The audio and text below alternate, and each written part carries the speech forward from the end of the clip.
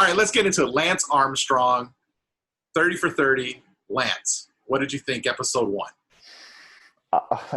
There's not enough airtime left in today for me to go through what I really thought. So I'll keep it. I thought it was enjoyable. Yeah. I thought that the information that they gave was great. I thought he was what appears to be honest. I was really surprised with who they got. I was surprised to see Rasmussen interviewed. I was surprised to see Ivan Basso. Sorry, I'm not sure. And also, I have to apologize to Betsy. I thought she was the wife of Floyd Landis. She is not. My bad. Sorry. I'll own that. That is the woman who, if she says that Lance is being honest, I would take her word for it. Like, she's like, yep, Lance is totally good. We're okay. I'd be like, all right, she says it. We're good. One problem I had with it, I had a few, but the one glaring thing to me was he talks about performance-enhancing drugs. Okay, that's fine. But he doesn't mention specifically really what he did. And then about 75% of the way through, after his cancer diagnosis, he goes, oh, yeah, I was taking HGH. And I was like, well, wait a second. You should have brought that up way earlier.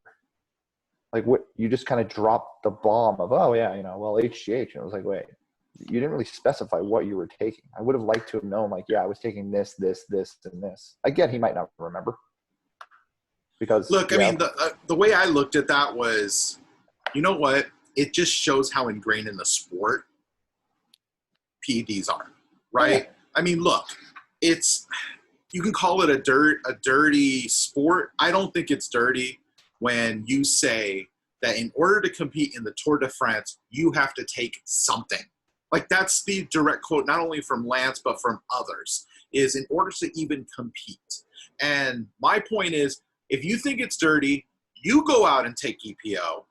You try to get out there, do 100 miles a day through some of the most treacherous roads in the world, and you see how you do, right? And there was a point of, if EPO makes you 10% better, and the differences between the first place and the last place guy is about 2% time, I still call bullshit, because Lance Armstrong, since the age of 15, was kicking dudes' ass and leaving them in his wake without any performance enhancement. Because he said he started taking them around 21 or so. That's what he said. Look, that's all debatable, whatever. I mean, but let's say he didn't discover that stuff in his teens. He's kicking grown men's ass. And, there was also something that I picked out where they talked about the personality of cyclists, that, they're kind of not the traditional athlete mentally, in the sense that they're kind of outcasts, and they might be they're like misfits in a sense. And so, look, it's like any type of misfit. If you mistreat them, they're going to be trollish, and they already hate you because you're cooler than them, or whatever they perceive to be different than they are. You're not one of them, and so you're ostracized. And I think from the beginning, Lance was always different. When they talked about him being at Lake Como and having his own house with like 4 bedrooms, and then the other dude sharing a 3-bedroom, 4 dudes sharing a 3-bedroom apartment somewhere else. Look, yep. He is Michael Jordan. He's LeBron James. He's all of those different types of Mike Tyson, those athletes that are on a different level, and they play by a different set of rules, and they get treated differently. And so, did he do any favors by not being the most liked guy? No, but he's always kind of been that, right? Like, I mean, there were quotes of him in his teens talking shit to dudes as he's passing them, or during the, when he raced against that other dude who was like the best cyclist in the world, and he's like, "Get back on your bike, you pussy! Like, we're gonna go. Let's keep going." Like, that's just who he has always been, and it doesn't make you the most likable person. And then when you stumble, or there's a perceived stumble, they're all over you. They're all haters. Is the way I look at it. Is they're all hating on him because they're not getting the same treatment that he gets. And now it's like, oop, chink in the armor. I'm going after him, even though you motherfucker was cheating just as much as he was, or cheating. Yeah, look, I mean, it's a 21-day event, the tour. It's what, 100,000 or thereabout miles. Yeah. You have to be crazy. I mean, power to him, to any guy, person that's ever done it. I think the issue, well, there were many. One of the issues with Lance was he was growing the sport in America like it never was growing before. So you had basically an untapped market that was paying attention. You were capturing an American audience with one guy. Yeah, he's not the first American winner. Obviously, Greg LeMond was. So if you want to argue about who's the best American cyclist, I'll go with Greg LeMond, but whatever. Like discussed previously, have a soft spot for Lance, but it's interesting how many people were doping, before, like, what was it, the 96-7 tour where they said that entire team was kicked off? They insinuated that the Italian team was doping, from 93 to 95 when they were dominant, right? With Dr. Ferrari. Yep. Dr. Ferrari supposedly is the one that got Lance into EPO. He was kind of the gateway guy. Yeah, I think you're right. I mean, look, they kicked the entire team off. And I think the greatest line that, I don't know if it's the next one, it was in the preview where the guy goes, look, I can't tell the dividing line anymore between bad people that do good things and good people that do bad things. And I'm like, that is very true, given that, yes, you cheated. Cheating is awful. I hate it. But the foundation he started has done such amazing work. Like, look, I mean, you bring up Greg LeMond, and look, you ask any American walking down the street, name me one cyclist. Name me two cyclists. And they go Lance Armstrong, and they go Lance Armstrong. Yeah. Nobody knows who the fuck Floyd Landis is, Greg LeMond is, unless you follow the sport, unless you've watched the sport, right? And honestly, Greg LeMond because maybe there's some flashbacks of when Lance is actually competing, of who Greg LeMond was. And look, I watched all the Tour de France's that Lance was in because he made me a fan of that sport. I still continue to watch because I think, he hooked me. It's a phenomenal feat of strength and endurance to go through the Tour de France. But yes, you brought up a point. He raised millions and millions of dollars, $1 at a time, with a wristband. And so let's not discount the fact that he was a damn good guy who got over cancer and really inspired people. And whether or not he inspired them because of false pretenses, because they thought he was quote unquote clean, they still were inspired. So you can't debate the tangible results and influence he had on a lot of people's lives. And like I brought up in a prior episode, I say he's a goddamn American hero, and anybody who speaks differently of him is an asshole because of all the things I just listed. And you know what? He is still the champion, the Tour de France guy. What is it, 7? How many did he win? 7 in a row. Wow. 7 in a fucking row. So if you bring up all the other points, to even sniff the Tour de France, you have to be taking something. Then you know what? That's fine with me. Look, it's not MMA. He's not taking something and is going to be able to kill somebody with it.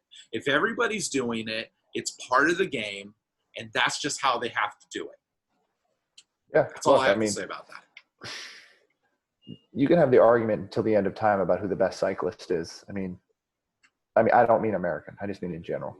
Yeah. But I think universally, everybody would probably say Eddie Merckx. The guy won every freaking tour. The guy was a 5-time winner of the Tour de France. The guy was ridiculous.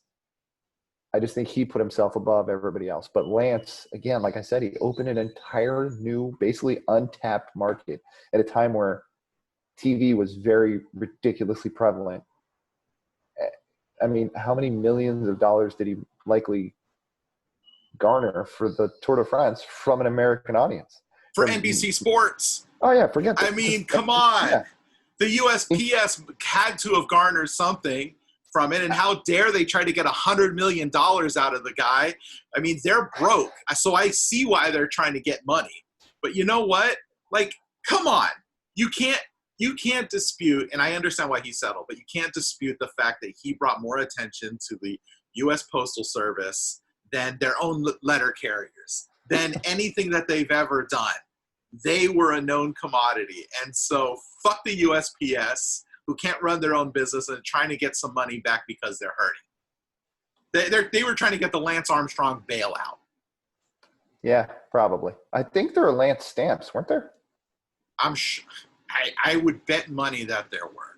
And I will look that up later and confirm it. But look, I mean, it's just disappointing that everybody turned on him, and you know they don't realize how much he really did for all of us. Look, I understand why a lot of people turned on him in the sense of he was vicious about how he went after people that accused him of cheating. This is before he obviously was caught and came out. Sued people, right? Like, yeah. I mean, it's what he did was horrific. I mean, he ruined those people's lives for a while. So,